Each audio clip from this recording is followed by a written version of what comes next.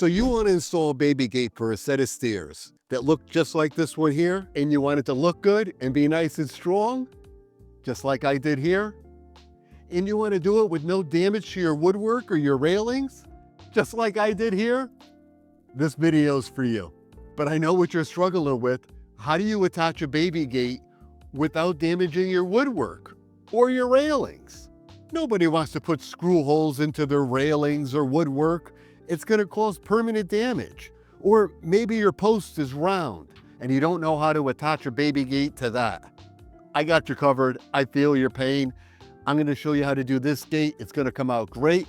It's not going to be wobbly. It's going to be secure and it's going to look good. Hey, I'm George and I'm a carpenter by trade. And a few years ago, I niched down and I started a business doing nothing but installing baby gates. I've done over 4,000 so far in some spectacular homes, and I'm going to show you how I installed this baby gate today securely at my customer's house with no damage to their woodwork. Watch how nice this comes out. I'm also going to include my favorite go-to baby gate that my customers absolutely love. As I said, I've installed thousands of these, and I'll also include the materials that you need to pick up beforehand so you have them the day of installation, and the simple hand tools that you're going to need to get this job done.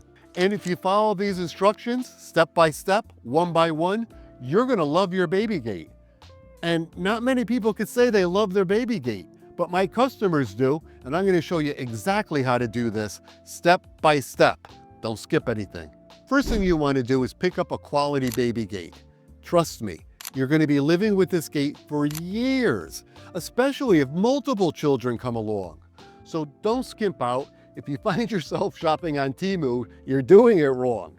I link in the show notes what my favorite gates are, of course with all the other materials also, so it takes the guesswork out of it. I've done thousands.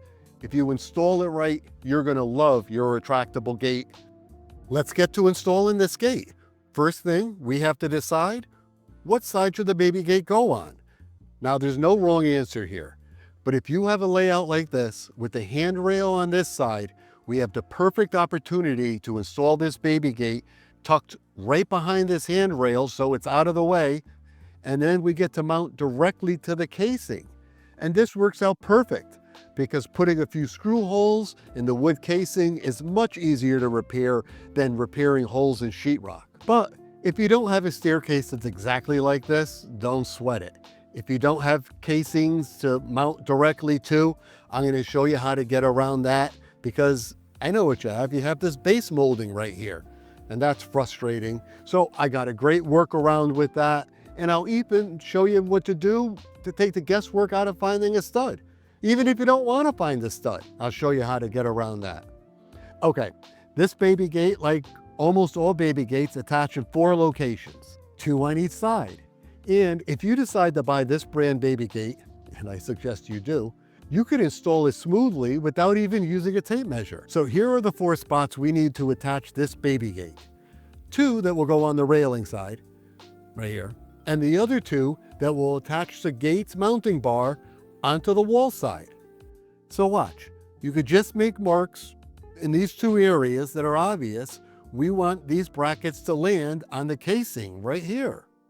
All right, once you have your spots marked top and bottom, grab one of the 4 hook brackets included with the baby gate, and all 4 hook brackets are exactly the same, so there's no confusion left or right or top or bottom.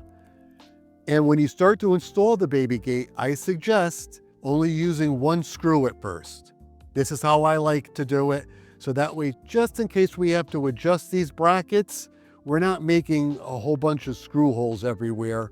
Now, because I'm lucky enough to have the casing, I do not have to take the time to level these brackets because I could easily see they are straight up and down in line with this Windsor-styled casing. But if you're not this lucky, you need to grab some type of a leveling device to get these brackets straight up and down. It's important. And if you're new to using tools and doing projects like this, there's a tool that I love, and it's this laser level. It's the most handy tool to have, in my opinion. And I don't care if you're doing baby gates or hanging baby pictures. You need to get anything straight, it really takes the guesswork out of it. And there's links to these and all my tools in the show notes. All right, now the Windsor casing, if you have this style, has this little bump out right here. And it gets in the way slightly when you go to clip the baby gate on.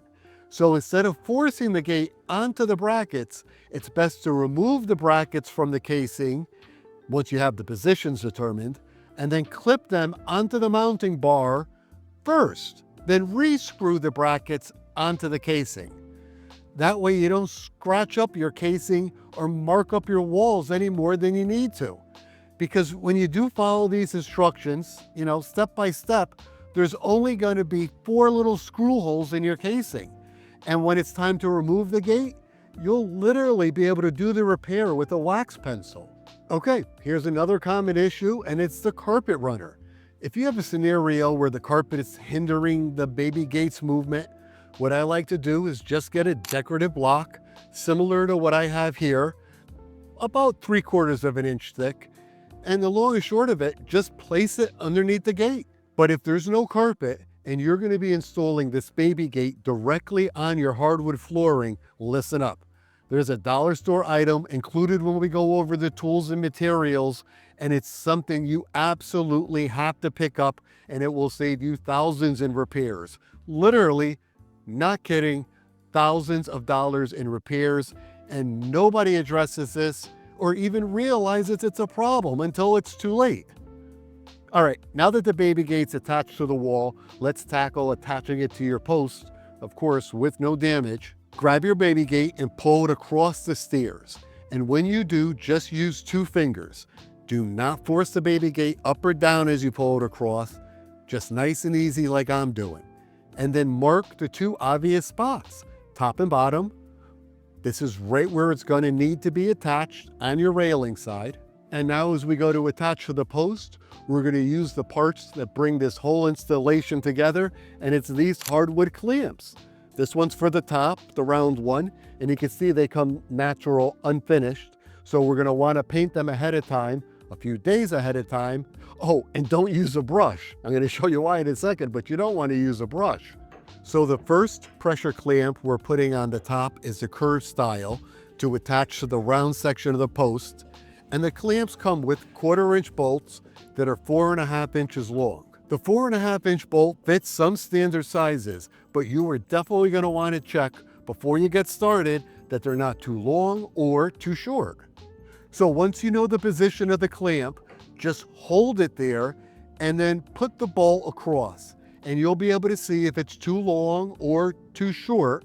The one we're doing today, this 4.5 inch bolt sticks out about 1/2 inch too long. So up top, I'm going to need a 4-inch bolt. So again, I'm going to strongly suggest doing this step before you start the installation. And if you're not positive on the proper size, if it's really close, just get an assortment of 1/4 inch bolts, some longer, some shorter. It's better to have them on hand for a few dollars and return them rather than be frustrated and have to run out to the hardware store in the middle of the installation. And please, please do not attempt to install them with longer bolts and think you'll just come back and swap them out at a later time with the proper size. It doesn't work. I've tried it. So your best bet, get an assortment ahead of time before the day of installation. So just hand tighten the bolts to make sure the pressure clamps are in their proper spots. And when you pull the gate across a few times, it becomes very obvious whether or not you have them in the proper spots. And I'm going to say this again because it makes a difference. When you pull the gate across, notice I'm only using 2 fingers. If you have to force the gate up or down to line up even slightly, then you have the clamps in the wrong spot. So adjust the clamps before you tighten them up. All right, and now as I move down to the bottom clamp, take a look. As I install it, you can see there's a little play, left or right, and most people think, yeah, just put it right in the center, that's what looks best, of course, but I like to position it more towards the side of the stairs rather than the hallway side, so that way no one bumps into it, adults or babies. Once I have the clamps in position, you crank them tight. Don't be afraid to crank those clamps, get them nice and tight. Now, Here's something else you're going to need to get ahead of time so you could install the last 2 hook brackets without damage to your woodwork. And that's an assortment of number 8 screws. You're going to need these if you're using pressure clamps. The gate does come with screws, but as you can see here, they're 2 inches long. And they're going to go right through the clamps and into the woodwork we're trying to protect. So grab a shorter number 8 screw and install the top bracket, just like you see here. But like I said before, only use 1 screw until we have the baby gate in the perfect position, just in case you have to make any fine adjustment. Okay, once you have the top bracket in place, pull the baby gate across and just hook the gate on that top bracket. This will let you find the perfect spot for the lower bracket. By just pulling it slightly, taut, across the bottom, and this gives you the perfect spot to finish up that last bracket. Once all 4 brackets are set and you tested the gate a few times and it opens and closes smoothly, go back and put in the 4 remaining screws as long as possible.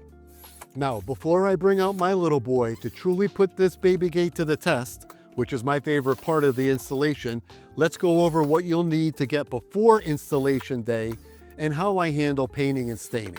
Okay, first the tools. In the show notes, there's a full list of all the tools we use today, along with some other simple hand tools that I know new parents will find handy just in case you're putting together your first toolbox. Materials. As I mentioned, and I strongly suggest buying the gate we just installed. It's hands down my favorite gate on the market right now, and the best thing about this baby gate, they don't break. Now, there are a lot less expensive gates on the market, but you're going to be living with this gate for years. It's an investment. Get yourself a quality gate. 2 pressure clamps, the round one and a square one, a small assortment of 1/4 inch bolts and number 8 screws, a block to raise the gate for a carpet runner. Okay, and here it is, that little dollar store item that's going to save you thousands. It's a little piece of furniture felt.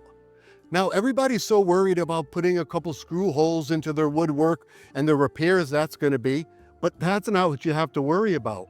This baby gate is going to be sitting on your floor for years. Regardless of the style, if it's touching your floor, going back and forth, it's going to rub a hole in your finish. And to repair your floor's finish, thousands of dollars. So get yourself a little piece of furniture felt.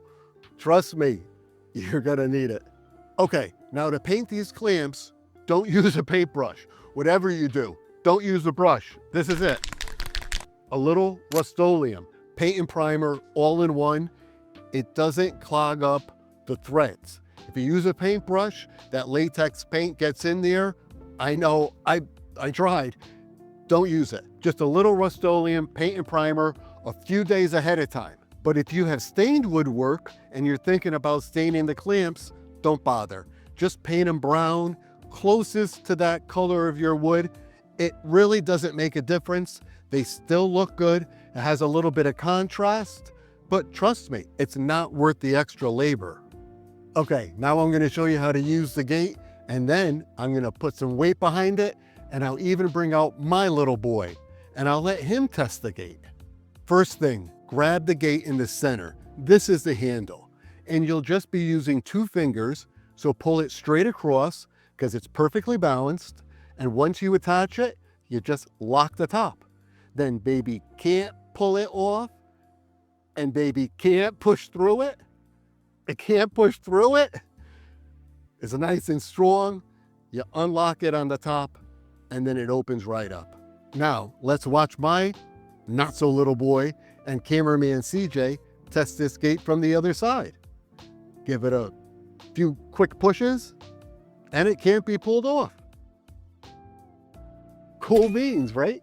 But if you're still struggling with baseboard moldings like this, or if you can't find the stud, or maybe you don't even want to try to find the stud, I got great videos, workarounds there. There's a video right here, explains how to do that. Good luck with your gates. See ya.